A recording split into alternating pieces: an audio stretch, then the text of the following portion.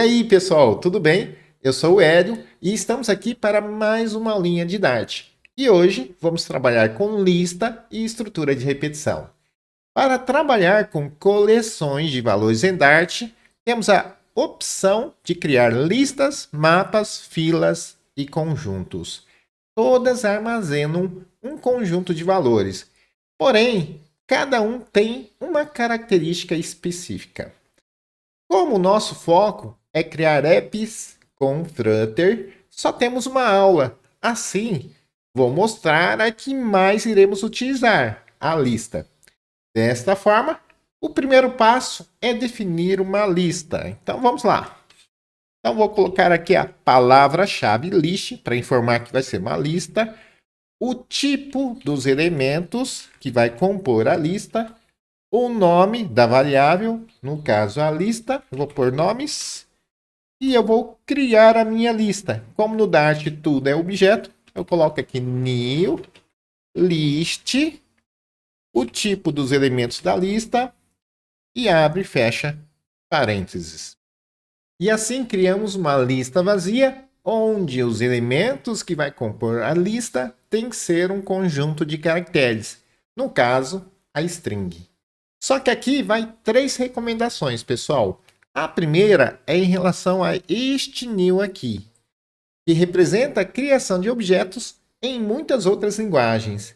Ela é permitida aqui no Dart para que o programador vindo de outras linguagens tenha uma adaptação mais fácil. Porém, o new é opcional e a documentação oficial recomenda que não utilizemos, facilitando e simplificando a escrita.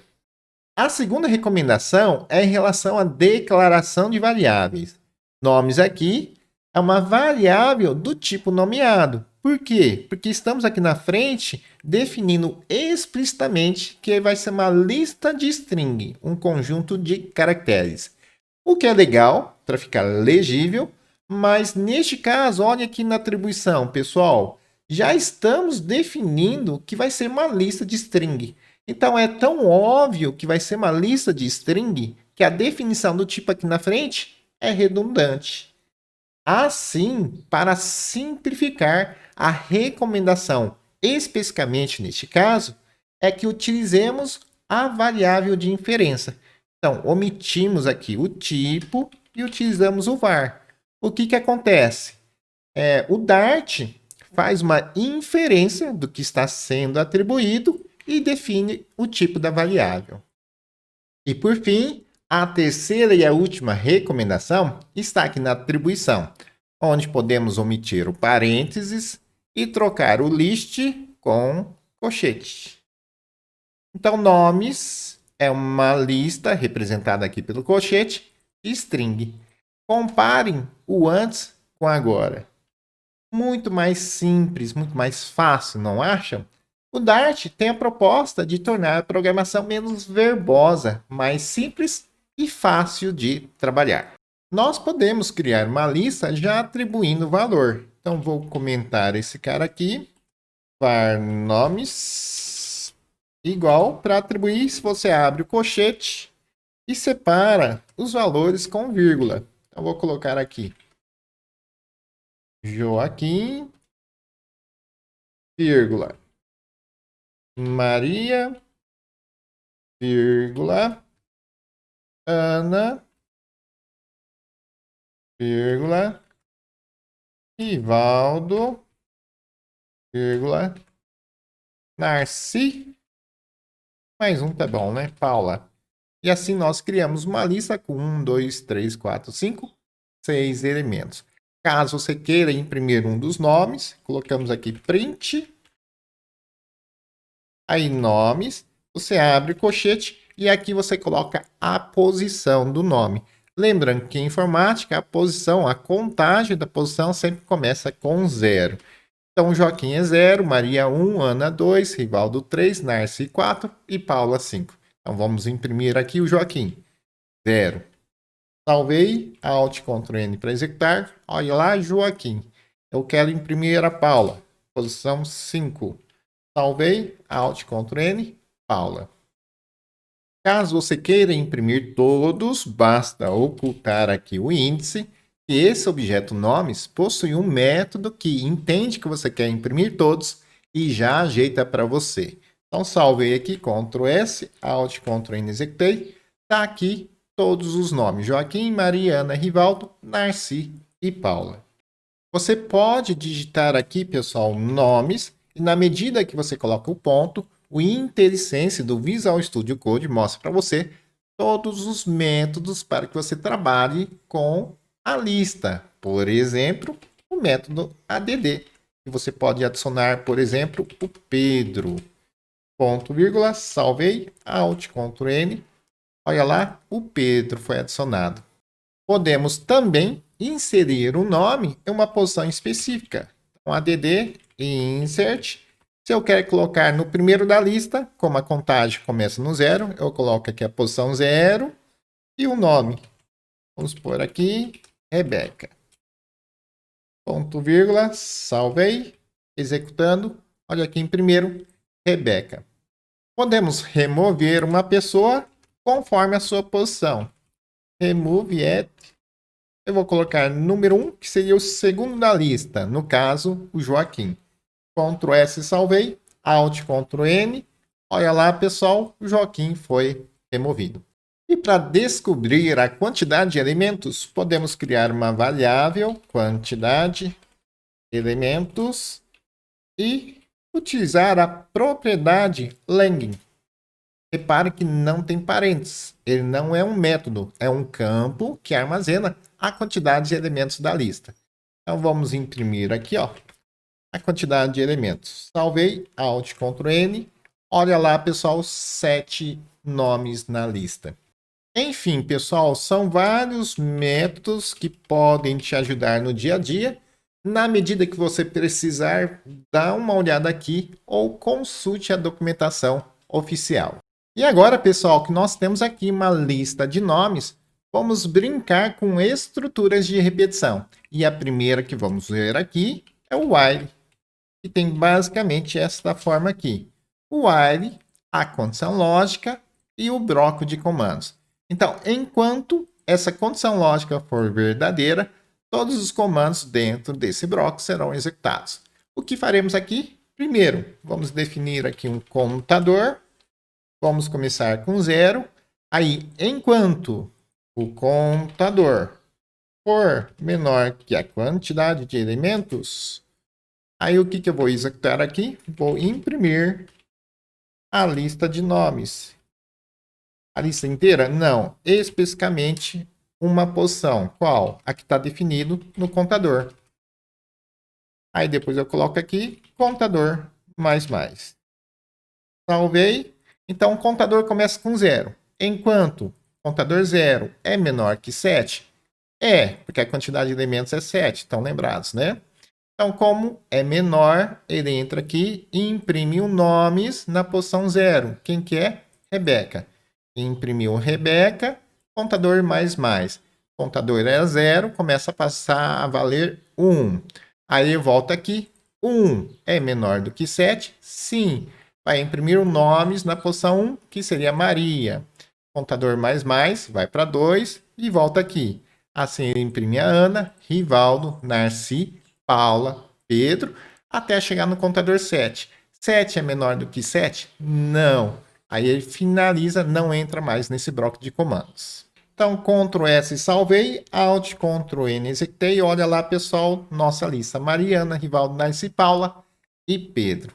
Podemos fazer o mesmo resultado, pessoal, utilizando outras estruturas de repetição, como, por exemplo, o do while. Seria a mesma coisa, pessoal, com a diferença que o while ele valida todas as vezes antes de entrar no bloco de comandos. Já no do while, a primeira vez ela é executada e somente a partir da segunda ela faz a validação. Então, ponto, vírgula aqui.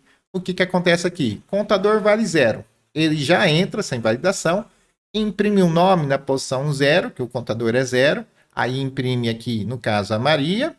Aí o contador mais, 1. Enquanto o contador que é 1 é menor que 7, aí ele volta à execução. Imprime Ana, Rivaldo, Narci, Paula, Pedro, até chegar no 7. 7 é menor que 7, não para execução. Então, salvei, executei.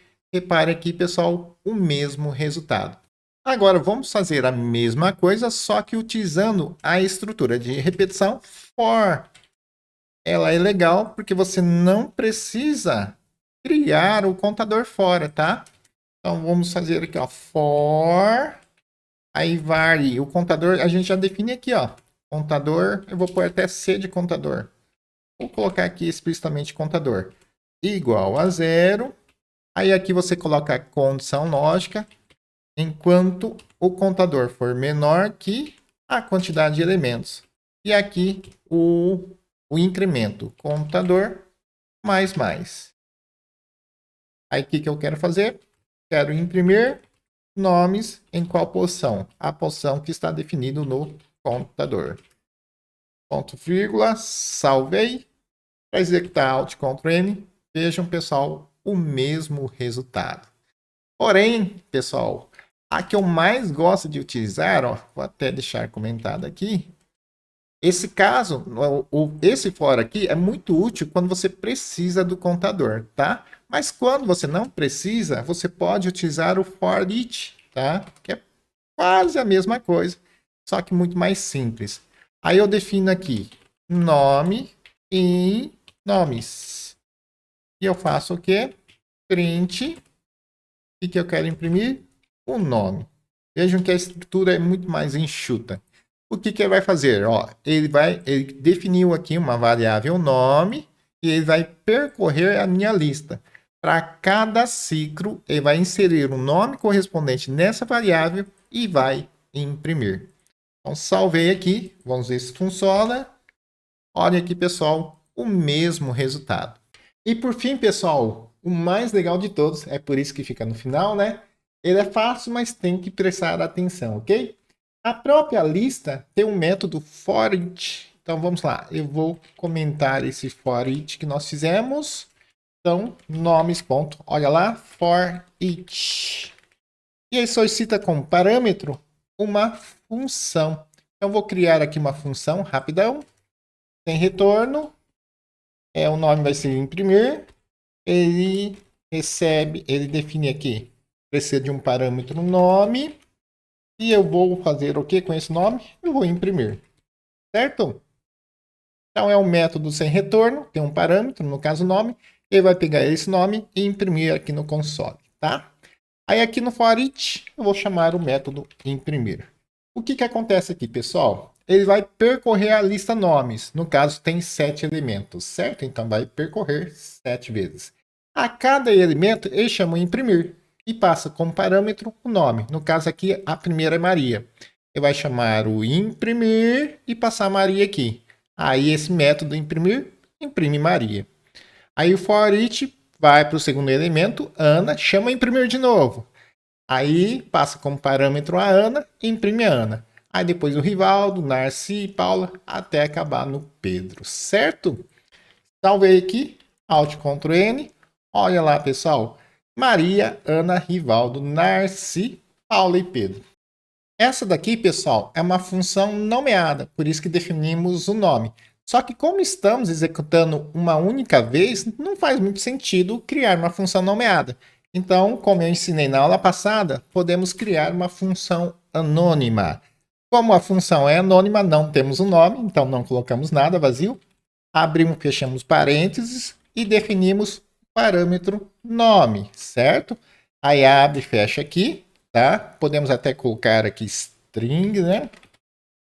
E aqui dentro definimos exatamente o que definimos lá. Print. O que eu quero imprimir?